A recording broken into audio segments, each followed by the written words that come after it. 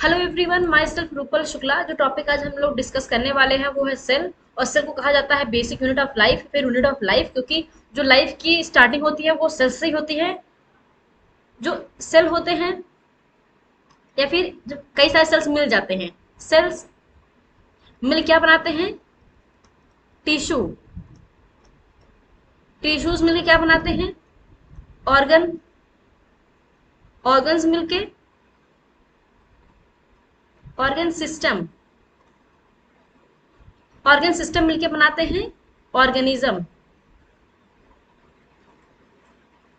और ये एक इंडिविजुअल है, या फिर चाहे कर लीजिए ऑर्गेनिज्म या फिर और individual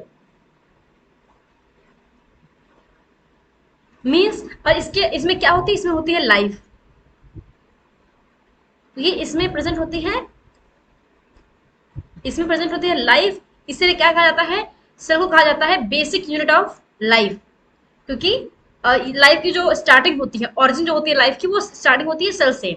so unicellular organisms are capable of independent existence and performing the essential functions of life.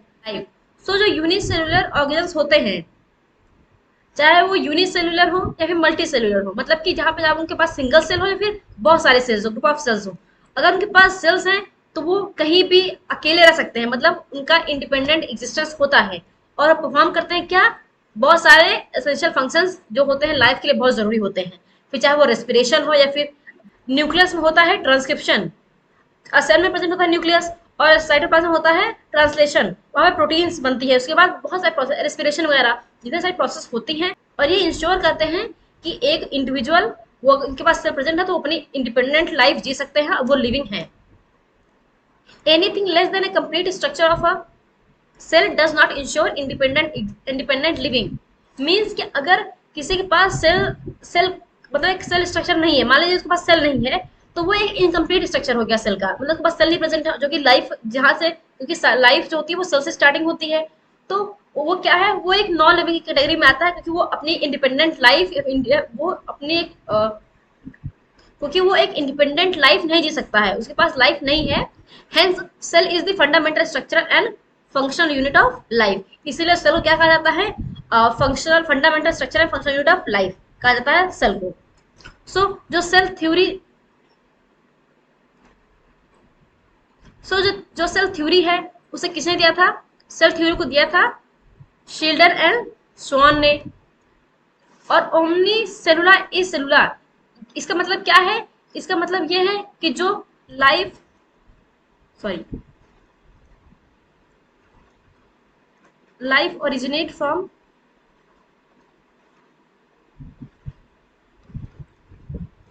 Pre existing cells. तो रुडोल्फ वर्च्यू ने कहा ओमनी सेलुलर ए सेलुलर, इसका मतलब ये है कि जो लाइफ है उसकी ऑरिजिन होती है किसी प्री एग्जिस्टिंग सेल से। और वो प्री एग्जिस्टिंग सेल जो है, वो पहला सेल वो कैसे बना था, इसके बारे में उन्होंने या फिर सेल थ्योरी में नहीं बताया गया है। और जो रॉबर्ट ब्राउन है,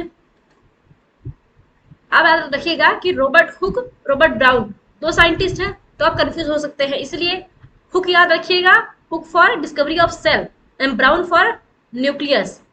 तो रॉबर्ट हुक डिस्कवरी किए थे किसकी? सेल की। और रॉबर्ट ब्राउन ने डिस्कवर किया था nucleus. स्ट्रास Edward Edward Strasburger coined the term cytoplasm. जो एडवर्ड स्ट्रासबर्गर थे, उन्होंने क्या टर्म कॉइन किया था? साइटोप्लाज्म, जो कि सेल के अंदर प्रेजेंट होता है। एंटनी वॉन लिवनहोक, उन्होंने क्या किया था? फर्स्ट टाइम उन्होंने डिस्कवर किया था लाइव सेल, एक लिविंग सेल की डिस्कवरी किसने की थी? कभी पूछा था है who discover the first living cell? Von Leeuwenhoek ने किया था। सो स्मॉलेस्ट सेल कौन सा होता है? वो होता है mycoplasma. So smallest cell is mycoplasma, जो कि होता है 0.3 माइक्रोमीटर का। और पुरकिंजी ने क्या डिस्कवर किया था? उन्होंने कॉइन किया था term protoplasm. So this is the structure of a cell. जो सेल होते हैं, ये इसकी दो टाइप्स हैं, प्लांट सेल,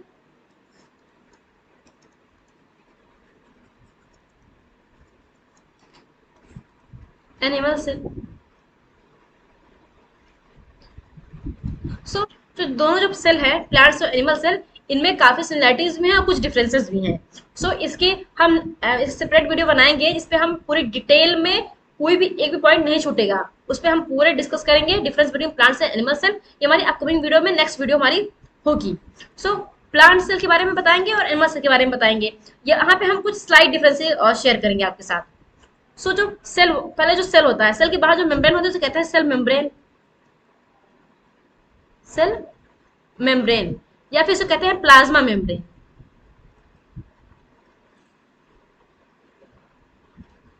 तो जो बाहर की जो लेयर होती है, जैसे सेल मेम्ब्रेन, प्लाज्मा मेम्ब्रेन, ये प्रेजेंट होता है किसमें? एनिमल्स में। ये होता है प्रेजेंट एनिमल्स में प्रेजेंट होता है।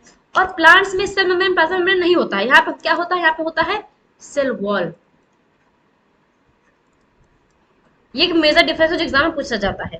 और ऑर्गेनेल्स में यहाँ पे जितने सारे ऑर्गेनेल्स होते हैं, जैसे कि पेरोक्सीजोम्स, लाइसोसोम्स, माइक्रोट्यूब्यूल्स, या फिर एंडोप्लाज्मिक रेटिकुलम में रफ और स्मूथ, इसके दो पार्ट होते हैं। ईआर में दो होते हैं, एसईआर, आरईआर, मतलब स्मूथ एंडोप्लाज्मिक रेटिकुलम और रफ एंडोप्लाज्मिक रेटिकुलम।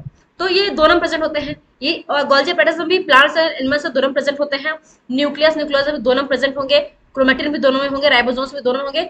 सेंट्रोजोम और सेंट्रियोल।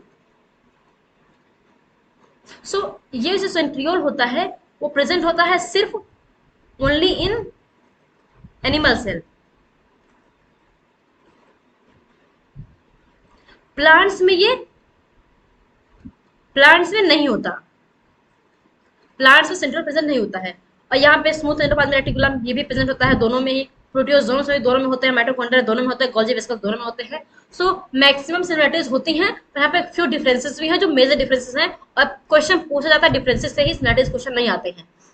सो ये है एक प्रॉपर सेल का स्ट्रक्चर, क्योंकि इसमें बहुत सारे सेल ऑर्गेनेल्स प्रेजेंट होते हैं जो हम लोग डिटेल में पढ़ेंगे कोई वीडियोस में। हाँ, सो जो सेल थ्योरी है उसे माल्थीज शिल्डन ने, जो कि एक बोटेनिस्ट थे, जर्मन बोटेनिस्ट थे, उन्होंने एग्जामाइन किया एक लार्ज नंबर ऑफ प्लांट्स। क्योंकि ये बोटेनिस्ट थे इसलिए प्लांट्स के ऊपर बहुत सारी स्टडी किसके ऊपर थी? प्लांट्स के ऊपर थी। और उन्होंने कहा कि जो डिफरेंट काइंड्स ऑफ प्लांट्स हैं, उनके जो सेल्स हैं वो बनाते हैं क्या? टिश्यूज बनाते हैं प्लांट्स के। और उन्होंने बताया था कि जो प्लांट्स के बहुत जो सेल्स होते हैं वो बनाते हैं मिलके क्या बनाते हैं? टिश्यूज बनाते हैं। तो जो शिल्डन थे वो बोटनिस्ट थे और इसलिए प्लांट्स के ऊपर की स्टडी थी। और जो थियोडोर श्वान थे वो 1839 में, 38-39 मतलब सेम टाइम पे दोनों लोग की डिस्कवरी थी। उनकी प्लांट्स की भी थी और शिल्डन की प्लांट्स नहीं।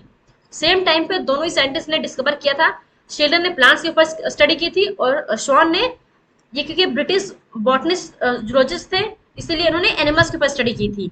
तो दोनों लोगों ने एटलीस्ट सेम टाइम, मतलब एट ए सेम टाइम पे दोनों ने स्टडी की थी। इसने दोनों मिलके क्या दिया? सेल थ्योरी दिया। किसमें?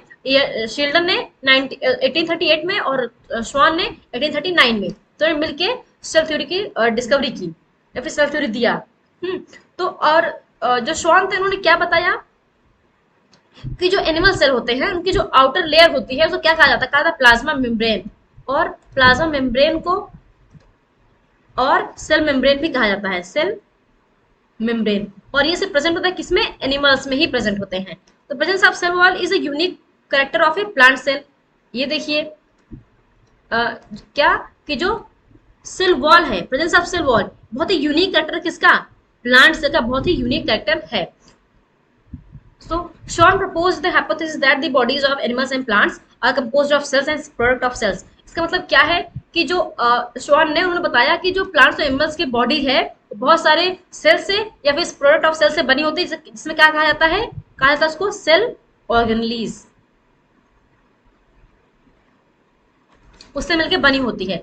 तो जो शिल्डन और शॉन ने दोनों ने मिलकर क्या फॉर्मुलेट किया? सेल थ्योरी दिया।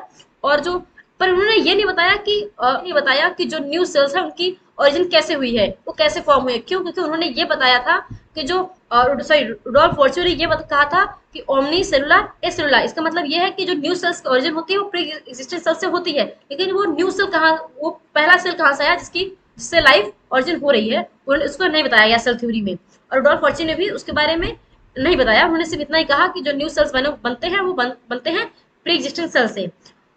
और लेटर ऑन जो रुडोल्फ वॉर्च्यू हुए थे उन्होंने ही मॉडिफाई किया, सॉरी उन्होंने मॉडिफाई किया हाइपोथेसिस कौन सा, शेल्डन और स्वान का, और क्या दिया, सेल थ्योरी का फाइनल शेप। सो जो सेल थ्योरी क्या बताती है, वो बताती है कि जो ऑल लिविंग ऑर्गेनिजम्स हैं वो कंपोज होते हैं सेल से या फिर प्रोडक्ट ऑफ सेल से, मतलब कि किससे, सेल ऑर्गेनिल से।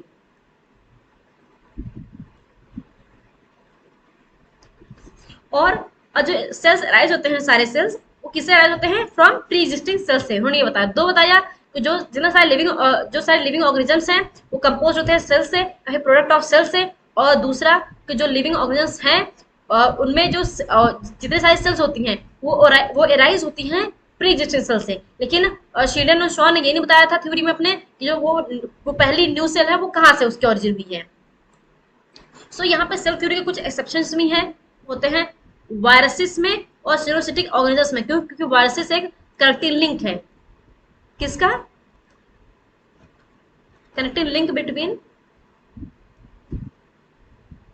Living and non living organisms, living and non living. क्यों, क्योंकि वायरस जब रहता है इन्वायरमेंट में तो वो रहता है इनएक्टिव फॉर्म में, मतलब वो एक नॉन लिविंग है। लेकिन जैसे वो होस्ट पाता है वो हो जाता है एक्टिव, मतलब वो हो जाता है लिविंग। सो इसीलिए वायरस जो है वो सेल थ्योरी का एक्सेप्शन है, वो सेल थ्योरी की रूल्स को फॉलो नहीं करता है, दूसरा synthetic organisms. So this is the end of the video. So अगर आपको वीडियो अच्छी लगी हो तो वीडियो को लाइक करिए, चैनल को सब्सक्राइब करिए, अपने दोस्तों के साथ जरूर शेयर करिए। तब तक के लिए स्टे ट्यून, थैंक यू।